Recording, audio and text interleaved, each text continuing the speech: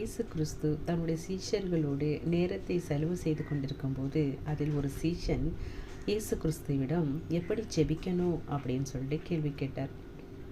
அப்போது இயேசு கிறிஸ்து short and ஸ்வீட்டாக அழகாக ஜெபத்தை சொல்லி கொடுக்கிறார். அது என்னென்னா, பரமண்டலத்தில் இருக்கும் எங்கள் பிதாவே.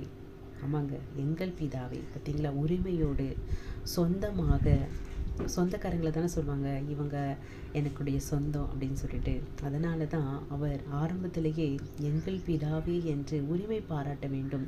நம்முடைய தெய்வத்தை, நம்முடைய பிதாவை, நம்முடைய தேவனை, நம்மை உண்டாக்கினவரை நாம் சொந்த கொள்ள வேண்டும் என்று இயேசு கிறிஸ்து விரும்புகிறார். அதனால் தான் அவர்களுக்கு சொல்லிக் கொடுக்கும்போது எங்கள் பிதாவே என்று சொல்லும்படியாய் அவர் சொல்லிக் கொடுக்கிறார்.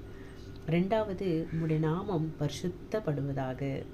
அப்போது பிதாவுடைய நாமம் 100% பரிசுத்தமாக தான் இருக்குது. ஆனால் யார் மூலமாக? உங்கள் மூலமாக, என் மூலமாக, எல்லா உலகத்தார் மூலமாக பரிசுத்தம் அடைய வேண்டும் என்று அவர் விரும்புகிறார். அவருடைய சாயலை கொண்டிருக்கிற நாம் அவரை நம்முடைய சாயலில் மாத்திரமல்ல, நம்முடைய குணங்கள் மூலமாக, நம்முடைய அதிகாரத்தின் மூலமாக, நம்முடைய ஆளுகை மூலமாக, நம்முடைய பரிசுத்தின் மூலமாக, நம்முடைய கேரக்டர் எல்லாத்துலேயும் நாம் அவரை போலவே மாற வேண்டும் என்று நம் மூலமாக இவருடைய நாமம் பரிசுத்தம் அடைய வேண்டும் என்று அவர் விரும்புகிறார். அதனால தான் 10 கட்டளைகளில் அவருடைய நாமத்தை வீணிலே வழங்காதிருப்பாயாக என்று சொன்னார். அவருடைய நாமத்தை நாம் வீணிலே ஒரு நாளும் வழங்கக்கூடாதாம்.